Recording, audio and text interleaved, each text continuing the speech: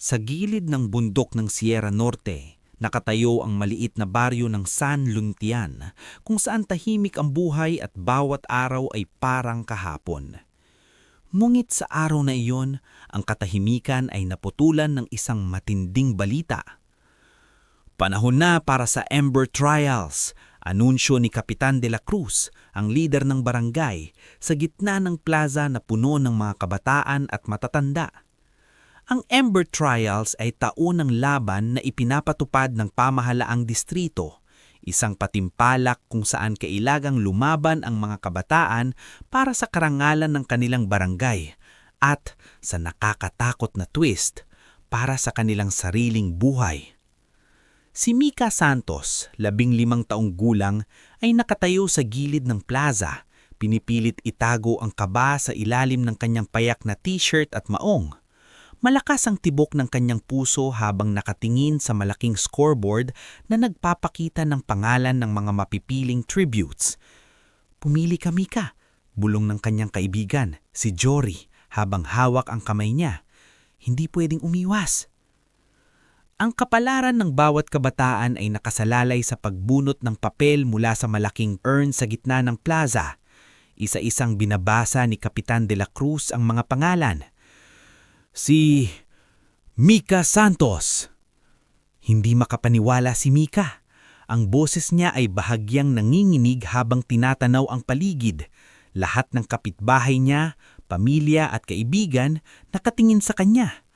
Ang bawat mata ay may halong pangamba at panghanga. Hindi siya nag-iisa. Sa kabilang gilid, lumabas din si Rico Tan, 16, na kasamang napiling tribute mula sa kanilang barangay. Pagdating nila sa training grounds na puno ng halo-halong emosyon ng lubar, kaba, takot, excitement, ang Ember Arena, isang malawak na kagubatan at disyertong pinaghalong bundok at ilog, ay naghihintay. Dito, kailangang ipakita ng bawat tribute ang kanilang talino, lakas at diskarte. Alam nyo, sa loob ng arena, walang kaibigan at walang tiwala. Paliwanag ng arena master, isang matanda na may mukhang parang binugbog ng araw at hangin. Isa lang ang makakasurvive, isa lang ang makakauwi ng karangalan para sa kanilang baryo. Si Mika, kahit natatakot, ay nakaramdam ng kakaibang determinasyon. Hindi siya basta-basta susuko. Sa likod ng kanyang utak, iniikot ang plano. Kailangan kong maging matalino. Kailangan kong mag-survive at kailangan kong dalhin si Rico sa likod ng tagumpay na ito kung kakayanin ko siya. Ang unang araw sa arena ay puno ng mga hamon. Ang bawat tribute ay may kanya-kanyang diskarte. Ang ilan ay mabilis kumilos, ang ilan ay nagtago. Si Mika at Rico ay nagdesisyong magtulungan muna para makaligtas sa unang gabi, kahit na alam nilang sa huli baka kailanganin nilang harapin ang isa't isa. Sa ilalim niyang buwan, nakatayo sa tabi ng ilog si Mika, sinusubukang pakalmahin ang kanyang sarili. Napansin niya ang kakaibang liwanag sa paligid, parang naglalaro ang mga lampara ng fireflies sa madilim na gubat. "Rico, handa ka na ba?" tanong niya. "Hindi, pero kailangan nating gawin ito," sagot ni Rico. Hawak ang kahoy na stick bilang improvised spear. Walang atrasan. Ngunit hindi lamang pisikal na laban ang kanilang kinakaharap. Sa arena, may mga lihim na pwedeng makapagpahamak sa kanila. May mga traps na nakakalat sa kagubatan, mga wild beasts na handang umatake sa gabi, at mga mysterious signals na parang sinadya para lokohin ang mga tributes. Habang lumalala ang gabi, napansin ni Mika ang kakaibang galaw malapit sa kagubatan, parang may sumusunod sa kanila.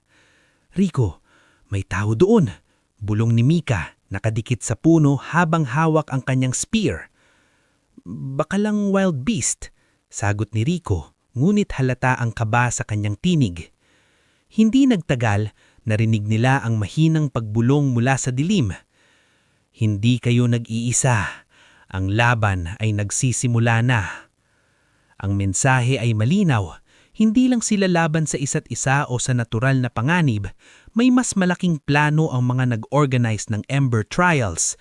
Isang laro ng utak, diskarte at disiplina ang kanilang haharapin at bawat desisyon ay pwedeng makadala sa kanila sa kamatayan o tagumpay.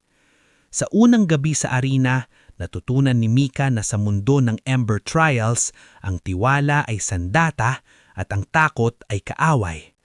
At sa susunod na araw, mas malalakas, mas matalino at mas handa na silang harapin ang tunay na hamon ng arena. Maagang umaga, habang ang sikat ng araw ay pumipitik sa mga dahon at damuhan ng arena, gising na sina Mika at Rico. Ang lamig ng umaga ay nakakagigil sa kanilang balat, ngunit kailangan nilang mabilis na kumilos. Ang unang hamon, ang paghahanap ng pagkain at tubig. Kung gusto nating mabuhay, kailangan muna nating maghanap ng tubig, sabi ni Mika habang pinagmamasdan ng ilog na parang bitag sa gitna ng kagubatan. Hindi pwedeng hintayin na lang nating makita ang iba, baka mauna sila. Habang naglalakad sa gilid ng ilog, napansin ni Mika ang mga kakaibang anino. Ang arena ay puno ng ilusyon, mga punong kahoy na may mga nakatagong bitag, mga bato na maaring bumagsak sa isang hindi inaasahang hakbang, at ang mga hayop na tila nakamasid sa bawat kilos nila. "Rico, ingat sa likod," bulong ni Mika. Biglang may tunog ng pagyugyog ng lupa at narinig nila ang mahinang huni ng isang hayop. Hindi nila matukoy kung ito ay isang ligaw na aso o isang mas mabigat na hayop. Lumapit sila sa isang maliit na punong kahoy, nagtago sa likod ng mga ugat nito habang sinusubukang obserbahan ang paligid. Maya-maya, nakita nila ang isa pang tribute, isang babae na may hawak na pana. Tila may strategic na galaw, mabilis at tahimik. "Siya ang parang may pinagtatago," sabi ni Rico. "Baka may balak siya sa atin." Hindi nang tagal, naramdaman ni Mika ang kakulangan ng lakas ng kanyang katawan. Ang gutom ay nagsisimula na at ang arena ay walang awa. Sa likod ng kagubatan, may mga kakaibang alaman. Ilan ay makakain, ilan ay may lason. Kailangan nilang gumawa ng matalinong desisyon kung alin ang pwedeng kainin. Habang naglalakad, nakarating sila sa isang clearing at doon nila nakita ang isang malaking bitag. Hindi simpleng bitag, ito ay parang trap na gawa sa kahoy at talahib at sa loob ay may bakas ng dugo. "Baka may nauna rito at nasaktan," bulong ni Mika. "Kailangan nating maging dobleng ingat." Rico ay tumanggo. "Huwag nating hayaan na tayo rin ang mahuli sa bitag na ito. Hatiin natin ang ruta. Ako sa kaliwa, ikaw sa kanan." Ang unang survival test ng arena ay nagsimula, hindi lang laban sa ibang tributes, kundi laban sa kalikasan mismo. Ang bawat hakbang ay maaaring magdala sa kanila sa panganib. Hindi nagtagal, naramdaman ni Mika ang matinding pagod. "Rico, hindi ko na kaya," sabi niya habang umuupo sa isang malaking bato. Ang init ng araw at ang kaba ng arena ay nagpapahirap sa kanilang katawan. "Hindi pwedeng magsuko, Mika," sagot ni Rico, hawak ang kanyang improvised spear. "Kung susuko tayo, wala nang may makakaalala sa atin. Kailangan nating magpatuloy." Sa sandaling iyon, narinig nila ang mahinang tunog ng metal na nagbabanggaan, parang alarm o sinyales. Ang arena ay nag-iinggaran sa kanila sa lahat ng paraan, traps, hayop at mga lihim na sinyales. "Parang may nagbabantay sa atin," bulong ni Mika. "Baka hindi lang natural ang tunog na yon." Sa likod ng kanilang galaw, nakita nila isang maliit na bundok ng mga bato, nakabalot sa mga damo at parang nagtatago ng daan. "Tignan natin kung may makikita tayo dito," sabi ni Rico, at sabay silang umakyat sa ibabaw ng bundok. Doon sa taas, nakita nila ang buong arena mula sa perspektiba ng bundok. Ang landscape ay napakalawak, may ilog, kagubatan at disyertong punong kahoy. Sa isang sulok, may ilang tributes na nagmamasid at sa kabilang sulok ay may maliliit na apoy, parang senyales o checkpoint ng Arena Masters. "Dapat tayong maging maingat," sabi ni Mika. "Baka may cameras o observers doon. Hindi lang survival ang laban, may strategic na laro din sila." Pagkatapos nilang magpahinga sa bundok, bumaba sila at nagpatuloy sa paglalakad. Hindi nila alam, may isa pang tribute na nakatagong sumusunod sa kanila. Si Lila, 17 taong gulang, mabilis at matalino. Nakita niya ang galaw ni Mika at Rico at sa isip niya, pwede silang maging alay o obstacle, depende sa kung paano ko ihahandle. Habang tumatagal ang umaga, natutunan ni Mika at Rico ang unang leksyon ng arena. Huwag basta magtuwala sa iba. Bawat hakbang ay may panganib. Ang gutom at pagod ay kalaban din. Ngunit sa kabila ng panganib, may kakaibang adrenaline na dumadaloy sa kanila. Ang bawat hakbang, bawat desisyon ay nagtatakda ng kanilang kapalaran sa Ember Trials. Habang lumalalim ang gabi, nakita nila ang mga apoy sa malayo.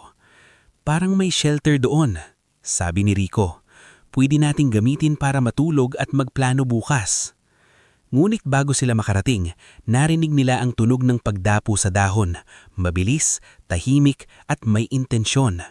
Ang unang confrontation ay malapit na at kailangan nilang magdesisyon agad. Tatakas ba sila o haharapin ng bana? Mika, hawak ang spear, tumingin kay Rico. Handa ka na ba?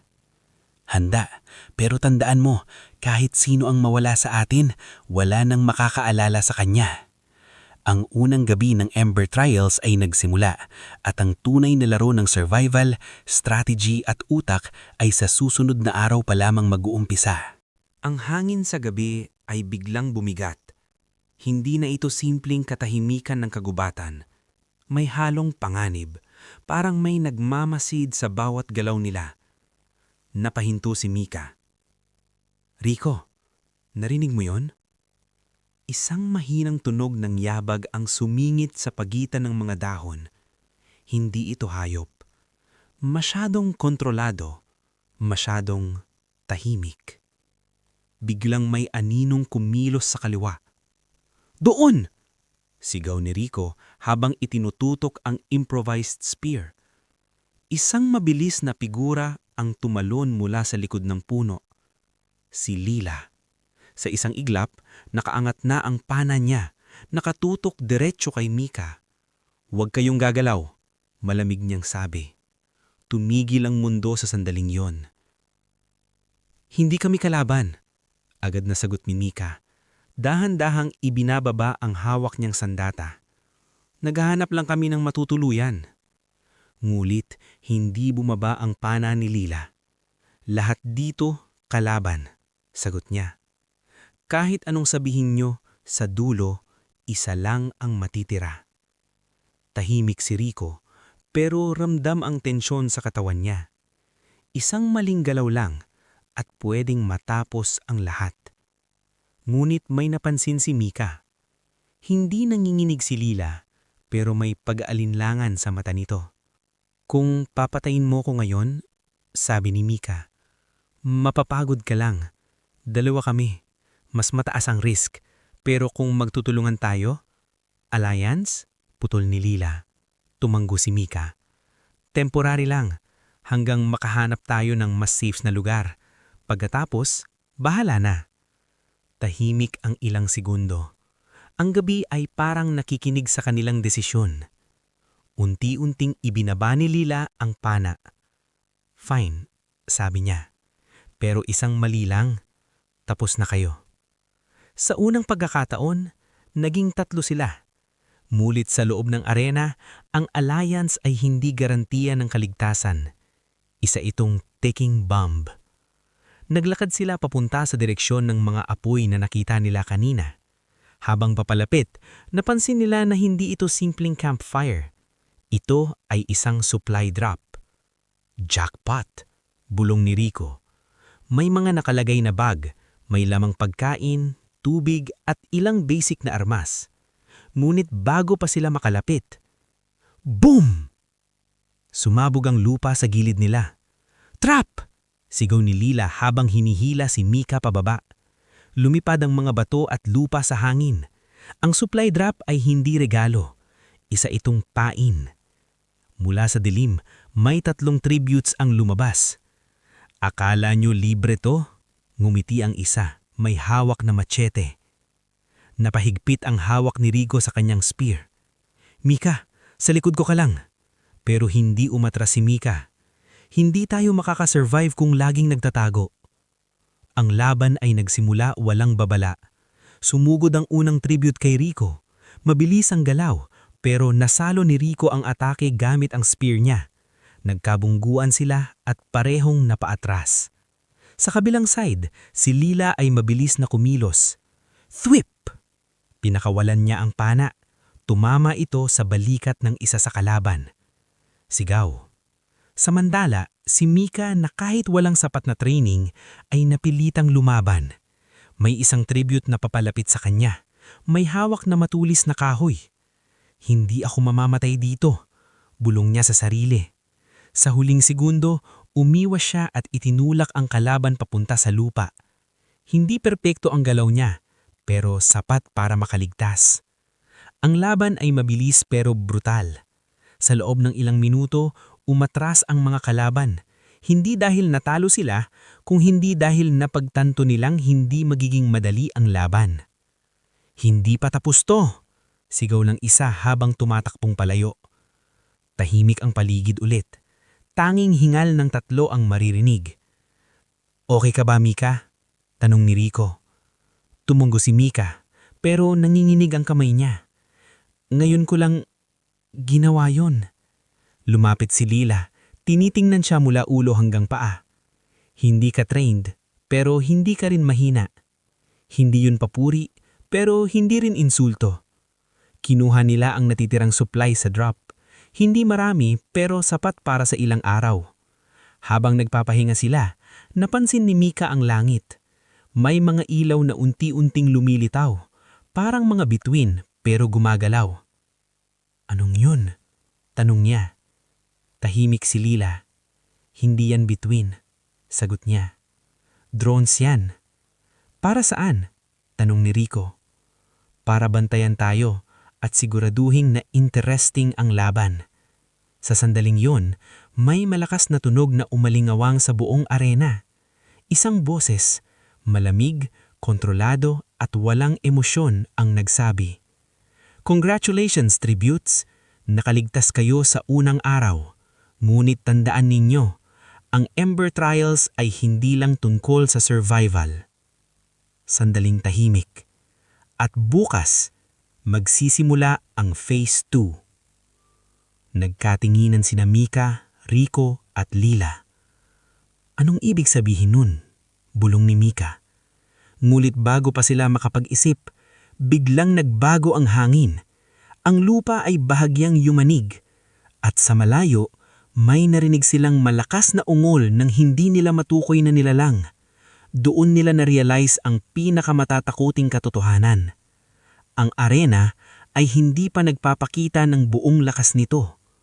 At sa susunod na araw, hindi lang sila ang mangangasa. Halos hindi nakatulog sina Mika, Rico at Lila. Kahit pagod ang katawan nila, hindi sila pinatahimik ng isip nila. Ang bawat tunog sa kagubatan, pagkaluskos ng dahon, pag-aspas ng hangin, ay parang babala na maaaring may susunod na atake anumang oras. Pagsikat ng araw, ibang klase ang pakiramdam ng arena. Hindi ito simpleng bagong araw, parang may binago. May mali, bulong ni Lila habang pinagmamasdan ang paligid. Napansin ni Mika ang kakaiba. Ang mga puno na dinaanan nila kahapon ay tila nag-iba ng pwesto. Ang ilog na malapit sa kanila ay tila mas malayo na ngayon. Hindi na pareho ang mapa, sabi ni Rico. Phase 2. Mahina na sabi ni Mika. Biglang may narinig silang mechanical click mula sa itaas. Pagtingala nila, may mga drones na lumilipad, mas mababa kaysa dati. At pagkatapos, beep, beep, beep. Isang pulang ilaw ang biglang lumitaw sa braso ni Mika. Ano to? Tinignan din ni Rico at Lila ang sarili nilang mga braso. Pareho silang may pulang markang kumikislap. At muling nagsalita ang boses. Phase 2 initiated. Each tribute has been marked. Within the next 12 hours, half of you must fall. Namlamig ang dugo ni Mika. Ibig sabihin, pipilitin nila tayong magpatayan? Hindi lang pipilitin, sagot ni Lila. Gagawin nilang imposible na hindi mangyari. Hindi pa sila nakaka-move on sa sinabi Naramdaman nila ang lupa na parang may gumagalaw sa ilalim. "Run!" sigaw ni Rico. Sa likod nila, may malaking bahagi ng lupa ang biglang bumuka, parang nilalamon ang sarili nito. Ang dating tahimik na kagubatan ay unti-unting nagiging isang moving death zone. Tumakbo sila ng walang lingon-lingon. Si Mika halos madapa sa sobrang bilis, pero hinila siya ni Lila. "Focus! Hindi ka pwedeng magkamali ngayon." Pagkatapos ng ilang minutong takbuhan, nakarating sila sa isang mas bukas na lugar, parang gitna ng arena. Ngunit hindi sila nag-iisa. May 4 na tributes na naroon na. At sa pagkakataong iyon, walang nag-atubiling umatake. "Scatter!" sigaw ni Lila. Naghiwalay ang 3, bawat isa ay pilit na umiwas sa mga kalaban habang naghahanap ng oportunidad. Si Rico ay nakipag-engage agad, diretsong sumugod sa isang kalaban na may dalang mahabang kutsilyo. Nagpalitan sila ng mabilis na galaw, block, iwas at suntok. Hindi man siya trained, lumalabas ang natural niyang instinct sa laban. Samantala, si Mika ay napalayo. Humihingal siya habang nagtatago sa likod ng isang malaking bato. "Hindi ko kaya," bulong niya. Pero bigla niyang naalala ang baryo nila, ang pamilya niya, ang mga taong umaasa sa kanya. "Hindi pwede." May aninong lumapit sa kanya. Isang tribute, mas matangkad, mas malakas. "Natakot ka na?" ngisi nito. Humigpit ang hawak ni Mika sa kanyang sandata. "Hindi." Sa pagkakataong iyon, hindi na siya umatras. Sumugod siya. Hindi perpekto ang laban niya, magulo, puno ng takot, pero bawat galaw niya ay may laman, desperasyon na mabuhay. Sa huli, nagawa niyang tumbahin ang kalaban at makatakas. Hindi niya alam kung natalo niya ito, pero ang mahalaga, buhay pa siya. Sa kabilang side, si Lila ay parang ibang tao. Mabilis, precise, walang emosyon. 2 kalaban ang nag-attempt umatake sa kanya, pero isa-isa niyang na-outmaneuver. Isang arrow, isang galaw, isang bagsak. Ngunit habang lumalaban siya, may napansin siya. Unti-unting lumiliit ang arena. "Mika! Rico!" sigaw ni Lila. Nagkita-kita silang muli, hingal at sugatan. "Napansin niyo?" sabi ni Lila. "Pinagsasama-sama nila tayo. Gusto nilang magbanggaan lahat." "Ibig sabihin," sabi ni Rico, "wala nang lugar para magtago." Biglang may malakas na sigaw mula sa malayo, at kasunod nito, isang nilalang ang lumabas sa kagubatan. Hindi ito normal na hayop. Mas malaki sa tao, may makapal na balat, parang pinaghalong kalabaw at buwaya, at ang mga mata nito, pula, parang programmed umatake. "Ano yan?" bulong ni Mika. "Another rule of the arena," sabi ni Lila. "Kapag mabagal ang laro, sila ang magpapabilis." Sumugod ang nilalang. Nagkagulo ang lahat ng tributes. May sumigaw, may tumakbo, may nadapa. Ang arena ay naging isang chaotic battlefield. Hindi mo na alam kung sino ang kalaban mo, tao ba o hayop. "Dito!" sigaw ni Rico habang hinahatak siya ni Mika. Tumakbo sila papunta sa isang mas mataas na bahagi ng lupa. Sumunod si Lila, mabilis na tumatalon sa mga bato. Habang paakyat sila, napansin ni Mika ang isang bagay. Ang pulang ilaw sa braso nila, mas mabilis nang kumikislap. "Lila?" Tumingin si Lila at doon niya na-realize. Hindi lang tayo minamarkahan. "Ano?" tanong ni Rico. "Tinitimbahin tayo." Tumahimik ang 3. Sa ibaba, patuloy ang kaguluhan, sigawan, laban at ungol ng himaw. Pero sa itaas, mas nakakatakot ang katahimikan. "Kapag hindi sapat ang mamamatay," mahina na sabi ni Mika, "tayo ang pipiliin." Sa unang pagkakataon, walang nagsalita.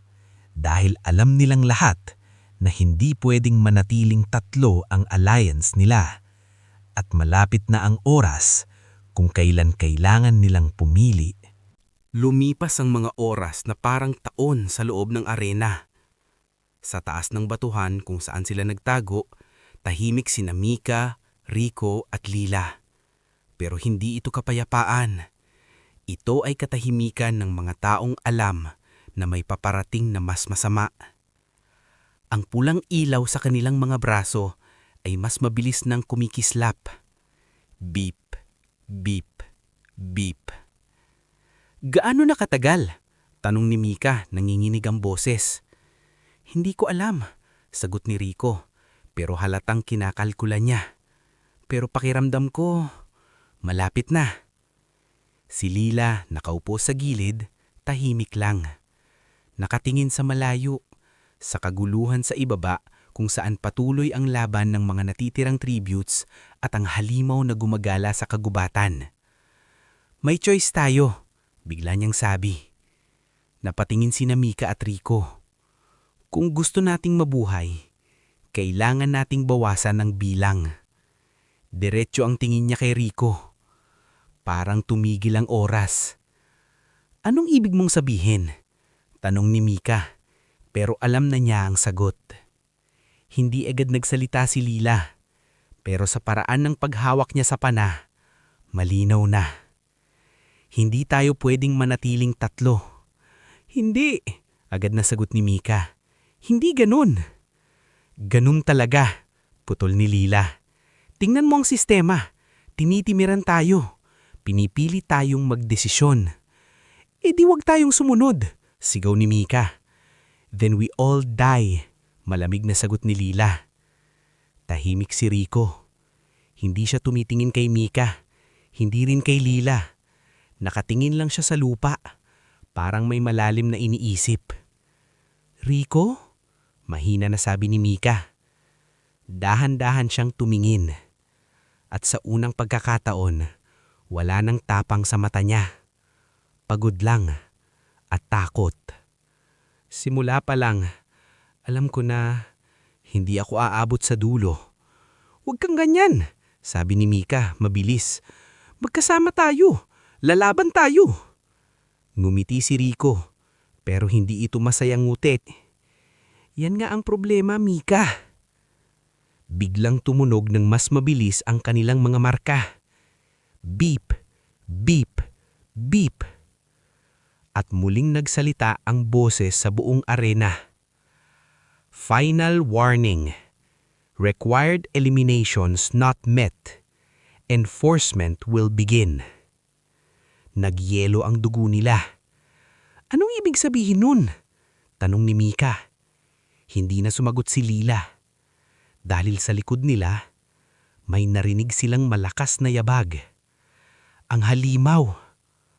Mas malapit na ngayon. At hindi na ito basta gumagala. Diretso itong papunta sa kanila. Shit! Bulong ni Rico. Wala na tayong oras, sabi ni Lila, mabilis, na tumayo. Kailangan nating gumalaw. Ngayon. Hindi tayo makakatahas dyan. Mas mabilis yan sa atin. Then we fight, sabi ni Mika. Hindi sapat, sagot ni Lila.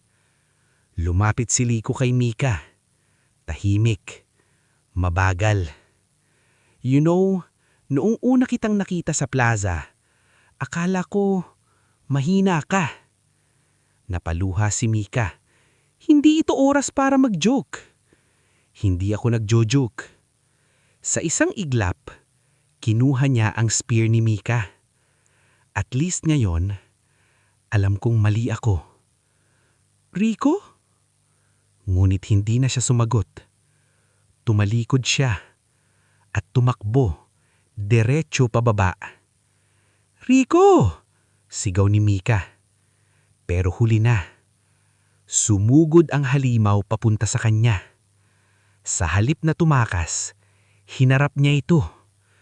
Takbo! Sigaw niya mula sa ibaba. Rico! Wag!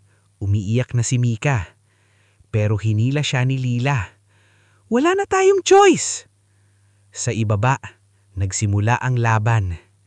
Isang tao, laban sa halimaw. Walang chance, walang pag-asa. Pero lumaban pa rin si Rico. Ilang segundo, parang tumagal ng isang buhay. At pagkatapos, tumahimik ang arena. Isang malakas na tunog ang umalingaw. Parang signal. Parang kumpirmasyon. Ang pulang ilaw sa braso ni Mika at Lila. Tumigil. Hindi na sila hinahabol ng timer. Hindi na sila required pumatay. Dahil may nagbuwis na ng buhay para sa kanila. Lumuhod si Mika sa lupa. Hindi niya maramdaman ang katawan niya. Hindi siya makaiyak agad.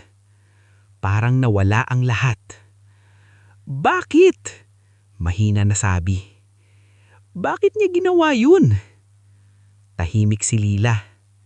Pero sa unang pagkakataon, iwinas niya ang tingin. Hindi siya mahina. Mas malakas siya sa ating dalawa. Sa malayo, unti-unting naglalaho ang araw. At sa gitna ng arena, dalawa na lang sila. Ngunit sa loob ni Mika, may nabasag. Hindi na ito simpleng survival game para sa kanya. Hindi na ito tungkol sa pag-uwi. Ito ay naging personal. At habang nakatingin siya sa madilim na kagubatan, mahina niyang sinabi, hindi ito matatapos ng ganito. Sa taas ng arena, ang mga ilaw ay patuloy na kumikislap. Ang mga mata ng nanonood ay nakatutok sa kanya. At sa unang pagkakataon, hindi na takot ang nararamdaman ni Mika. Galit na. Tahimik ang umaga sa arena, pero hindi ito yung katahimikang nagbibigay ng pahinga. Mabigat ito, parang bawat galaw ng hangin ay may dalang paalala ng nangyari kagabi. Nakaupo si Mika sa tabi ng isang tuyong puno. Hawak ang spear na iniwan ni Rico. May bahid pa ito ng lupa at dugo, pero hindi niya ito nililinis. Para bang ayaw niyang mawala ang huling bakas ng taong nagsakripisyo para sa kanya. Hindi pa rin siya umiiyak. Hindi dahil wala siyang nararamdaman, kundi dahil sobra na. Sa loob niya, may apoy na unti-unting lumalaki. Hindi ka pwedeng manatiling ganyan, sabi ni Lila mula sa likod niya. Walang sagot. Kung gusto mong mabuhay, hindi natutungkol sa buhay, putoy ni Mika. Doon lang siya tumingin. At sa mata niya, wala na ang dating takot. Hindi na ako natatakot mamatay, dagdag niya. Pero hindi ako papayag na ganito lang ang mangyari. Tahimik si Lila. Ramdam niya agad, nagbago na si Mika. Hindi na ito yung batang pinilit lumaban. Ito na yung taong may dahilan. At ang mga taong may dahilan, sila ang pinakadelikado. Dahan-dahan tumayo si Mika. Hawak ang spear. May kontrol ang arena na to, sabi niya. Hindi ito random. Lahat ng nangyayari may nagdidikta. Alam ko, sagot ni Lila. Pero walang nakakaabot sa kanila. May way, sabi ni Mika. At hahanapin natin. Hindi agad sumagot si Lila. Sa tagal niya sa laban, natutunan niyang iwasan ang mga plano na masyadong imposible. Pero sa sandaling iyon, nakita niya ang mata ni Mika. At alam niyang hindi ito aatras. Fine, sabi niya. Pero kapag naging mali ito, matagal nang mali ang lahat. Putol ni Mika. Naglakad sila papasok sa mas malalim na bahagi ng arena. Habang tumatagal, mas nagiging kakaiba ang paligid. Ang mga puno ay may mga uka na parang hindi gawa ng kalikasan.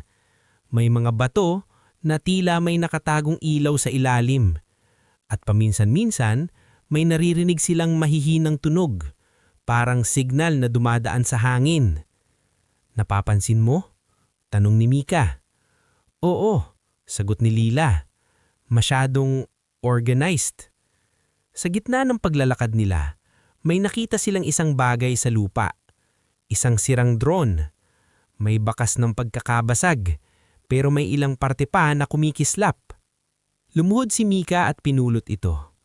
Kung may drone, may control signal, sabi niya. Kung may signal, may pinanggagalingan. Habang tinitignan niya ang drone, may isang alaala ang biglang pumasok sa isip niya. Ang gabi, ang sigaw ni Rico, ang tunog ng halimaw. Napapikit siya saglit.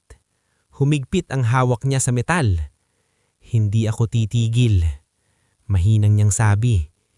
Nagpatuloy sila pero mas naging mabigat ang paligid. Biglang nagbago ang panahon. Mula sa tirik na araw, bumuhos ang malakas na ulan. Sa loob ng ilang segundo, basang-basa sila. Ang lupa ay naging madulas. Ang visibility ay halos wala. Hindi to natural, sabi ni Lila. Ginagawa nila to para pilitin tayong gumalaw. Tama siya. Sa gitna ng ulan, mas delikado ang bawat hakbang at mas daling umatake ang mga kalaban. Biglang may kumaluskos sa likod nila. Mabilis na lumingon si Lila, pero huli na. Isang tribute ang sumugod, basang-basa, may hawak na patalim. "Give me your supplies!" sigaw nito, desperado. Walang warning, walang usapan. Sa isang iglap, sumulong si Mika at itinulak ang spear diretso sa dibdib ng kalaban. Tahimik, bigla, malinis. Natulala si Lila, hindi siya nakagalaw agad. Ang tribute ay bumagsak sa lupa. Walang buhay. Unti-unting nahalo ang dugo nito sa ulan. Tinignan ni Mika ang katawan. Walang emosyon sa mukha niya. Kung hindi ko ginawa yon, sabi niya, sila ang gagawa sa atin. Ngayon malinaw na. Hindi lang siya nagbago. Nag-level up siya para mabuhay. Nagpatuloy sila sa paglalakad hanggang sa unti-unting humina ang ulan. At doon, may napansin si Lila. Wait! Sa harap nila, halos natatakpan ng dama at bato, may isang hindi natural na structure. Parang entrance. Dahan-dahang lumapit si Mika. Tinanggal niya ang mga dama at doon nila nakita isang makitlip na papasukang pababa. Eto na yon, bulong niya. Tahimik ang dalawa. Pareho nilang alam, kapag pumasok sila dito, wala nang babalikan. Huminga ng malalim si Mika at hindi nagdadalawang isip, pumasok siya. Sumunod si Lila. Madilim ang loob, tahimik, at habang pababa sila, unti-unting nagliwanag ang paligid. Hanggang sa makita nila ang hindi dapat makita ng kahit sinong tribute. Habang pababa sina Mika at Lila sa makitid na daanan, unti-unting nagbabago ang pakiramdam ng paligid. Hindi na ito kagubatan. Hindi na ito bahagi ng arena na kilala nila. Mas malamig ang hangin, mas tahimik at bawat hakbang nila ay may echo. Parang nasa loob sila ng isang bagay na matagal nang nakatako. Pagdating nila sa dulo, biglang bumukas ang espasyo at doon, napahinto si Mika. Isang malawak na silid ang nasa harap nila. May mga ilaw sa kisame, may mga screen na kumikislap. At sa bawat screen, mga eksena ng arena. Iba't ibang anggulo, iba't ibang tributes, iba't ibang laban. At sa gitna ng lahat, nakita niya ang sarili niya. Nang laki ang mata ni Mika, "Hindi lang tayo minumonitor," bulong niya. "Pinapanood tayo." Lumapit si Lila sa isa pang screen. Doon may replay. Ang laban kagabi, ang pagtakbo, ang sigaw. At si Rico. Napaatras si Mika. "Wag!" Pero hindi tumigil ang screen. Ipinakita nito ang buong eksena. Ang pagharap niyo Iko sa halimaw.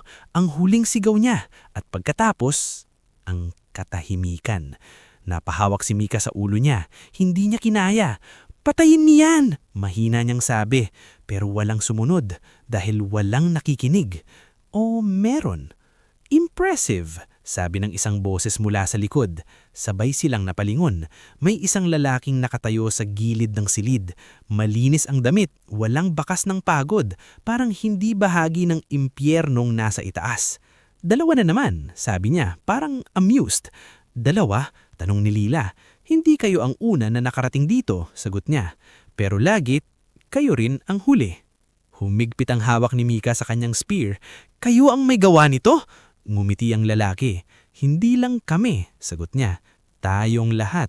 Naguluhan si Mika. Anong ibig mong sabihin? Dahan-dahang naglakad ang lalaki papunta sa gitna. Tinuro niya ang mga screen. Ang Ember Trials ay hindi lang survival game, sabi niya. Ito ay palabas. Para saan? Tanong ni Lila. Para sa mga taong nanunood. Tahimik. Buong bansa, dagdag niya. Bawat laban, bawat patayan. Live. Parang tumigil ang mundo ni Mika. Lahat ng hirap, lahat ng takot, lahat ng pagkawala. Pinapanood lang ba? Parang may pumutok sa loob niya. Hindi totoo yan, mahina niyang sabi. Ngumiti ang lalaki. Lumapit siya sa isang panel. Pinindot niya ang isang button. Isang malaking screen yang bumukas. At doon, nakita ni Mika ang mga tao. Mga nakaupo, may hawak na pagkain. Nanunood, tumatawa, sumisigaw. Parang nanunood lang ng palabas. Napaatras si Mika. Hindi niya matanggap. Hindi pwedeng ganito. Totoo yan, sabi ng lalaki. At ikaw, tinuro siya. Isa ka sa pinaka-interesting ngayon. Bakit? Galit na tanong ni Mika. Dahil sa kanya, sagot ng lalaki. Lumabas sa screen si Rico. Ang sakripisyo niya, sabi ng lalaki. Trending. Doon tuluyang nabasag si Mika. Hindi na ito galit lang. Hindi na ito lungkot lang. Ito ay halo, sakit, galit at puot. Papatigilan ko to, sabi niya nanginginig. Tahimik si Lila pero napatingin siya kay Mika at sa sandaling ito, may desisyon siyang kailangang gawin. Sa likod nila, nagsimulang mag-red ang ilaw ng silid. May alarm na tumunog. Time's up, sabi ng lalaki. Either bumalik kayo sa arena o dito matatapos ang kwento nyo. Tahimik ang dalawa at sa gitna ng kaguluhan, nagtagpo ang tingin ni Mika at Lila. Walang salita pero malinaw ang tanong. Magkasama pa ba sila o dito na maghihiwalay? Umalingaw-ngaw ang alarm sa buong silid. Pula ang ilaw. Parang bawat segundo ay binibilang ang desisyon na kailangan nilang gawin. Nakahiga pa rin si Mika sa sahig, hinihingal, nanginginig ang katawan mula sa kuryenteng dumaan sa kanya. Hindi pa siya nakakabangon ng tuluyan. Si Lila, nakatayo lang, tahimik. Tumingin siya sa lalaki, tapos kay Mika. Sa mga sandaling iyon, parang huminto ang mundo. Lila, mahina na sabi ni Mika. Hindi agad sumagot si Lila. Pero dahan-dahan siyang lumapit. Saglit, akala ni Mika tutulungan siya. Pero sa halip, tinapakan ni Lila ang spear niya. Hindi malakas, pero sapat para hindi niya maabot. Nanlaki ang mata ni Mika. Anong ginagawa mo? Huminga ng malalim si Lila. Gusto mong patigilan to, di ba? Oo, galit na sagot ni Mika. Hindi ganun kadali, sabi ni Lila. Tahimik ang lalaki sa gilid. Pinapanood lang sila, parang nanunood ng isa na namang eksena sa palabas. Kung lalaban tayo ngayon, sabi ni Lila, mamamatay lang tayo dito. Mas okay na yon kesa maging puppet nila, sigaw ni Mika. Sandaling tumahimik si Lila. Hindi ako katulad mo, mahina niyang sabi. Napahinto si Mika. Wala akong taong babalikan. Dagdag ni Lila. Walang maghihintay. Walang mawawala sa mundo kapag nawala ako. Hindi totoo yan. Totoo, putol niya. Dahan-dahan siyang tumingin sa lalaki. Kung maglalaro ako, sabi niya, mananalo ako. At doon, naintindihan ni Mika. Hindi lang survival ang pinili ni Lila. Pinili niya ang sistema. Lila! Mahina na sabi ni Mika. Wag! Pero huli na. Lumayo si Lila at iniwan siya. Makalipas ang ilang minuto, muli na namang nasa arena si Mika. Mag-isa. Hindi niya maalala kung paano siya nakabalik. Parang binura ang pagitan. Ang alam lang niya, Wala na si Lila. At ang mas masakit, pinili siyang iwanan. Lumipas ang mga araw, hindi na niya binibilang. Mas naging malupit ang arena. Mas kaunti na lang ang natitirang tributes. At bawat isa, handa nang pumatay para mabuhay. Pero si Mika, iba na. Hindi na siya yung natatakot. Hindi na siya yung nagdadalawang isip. Ngayon, siya na ang kinatatakutan. Mabilis siyang kumilos, tahimik, walang awa. Hindi dahil gusto niya, kundi dahil kailangan. Sa bawat laban, may naaalala siya. Ang sigaw ni Rico, ang tingin ni Lila, ang mga taong tumatawa sa screen, at bawat alaala nagiging gasolina ng galit niya. Hanggang sa dumating ang huling araw. Tahimik ang harina, walang halimaw, walang bagyo, parang naghihintay. Sa gitna ng isang malawak na clearing, naroon siya. At sa kabilang dulo, isang pamilyar na figura, si Lila. Pareho silang tumigil. Walang salita, walang galaw, pero malinaw ang ibig sabihin. Dalawa na lang sila. Unti-unting lumapit si Lila. May hawak na pana, pero hindi pa nakatutok. Akala ko hindi ka aabot dito, sabi niya. Akala ko rin hindi mo ako iiwanan, sagot ni Mika. Tahimik. Kung hindi ko ginawa yon, sabi ni Lila, pareho tayong patay. Hindi mo alam yon. Alam ko, sagot niya. Tumingin siya diretso kay Mika. Ganito talaga ang laro. Hindi ito laro, sagot ni Mika. Patayan ito na ginawa nilang palabas. Exactly, sabi ni Lila. Kaya kailangan nating tapusin. Humigpit ang hawak ni Mika sa spear. Hindi ganito ang pagtatapos nito.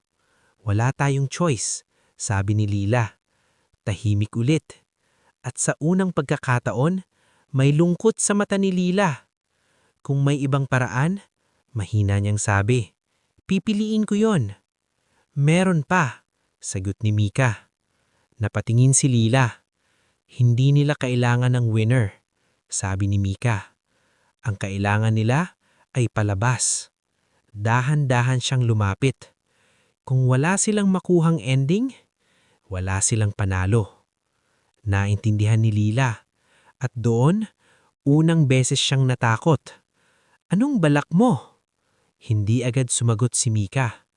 Tumingin siya sa langit, sa mga drones, sa mga mata na nanunood. At gumiti siya, pero hindi ito masayang ngiti.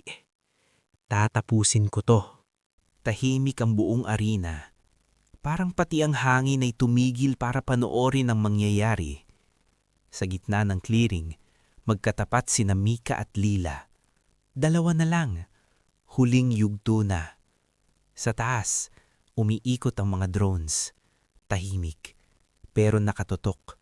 Sa likod ng mga ito, mga taong naghihintay ng ending. Isang panalo, isang patay, isang kwento na matatapos. Pero hindi iyon ang balak ni Mika. Tandaan mo sinabi ko, mahina niyang sabi, hindi inaalis ang tingin kay Lila. Hindi nila kailangan ng winner. Palabas ang kailangan nila, dugtong ni Lila. Tahimik. Unti-unting bumaba ang pana ni Lila. Kung hindi tayo lalaban, sabi niya, anong mangyayari? Maghihintay sila. Sagot ni Mika, pipilitin nila tayo. At kung hindi pa rin, tumingin si Mika sa paligid, sa mga puno, sa lupa, sa langit. Gagawa sila ng paraan. Natawa ng mahina si Lila. Hindi dahil masaya, kundi dahil alam niyang totoo. Walang takas, sabi niya. Meron, sagot ni Mika. Napatingin si Lila sa kanya. Hindi sa pagtakbo, kundi sa pagtatapos ng laro. Lumipas ang ilang minuto. Walang gumagalaw, walang umaatake. At sa taas, nagsimulang magbago ang ilaw. Beep, beep, beep. Muling nagliwanag ang mga marka sa braso nila. mas mabilis, mas agresibo, at dumating ang boses. Final phase initiated.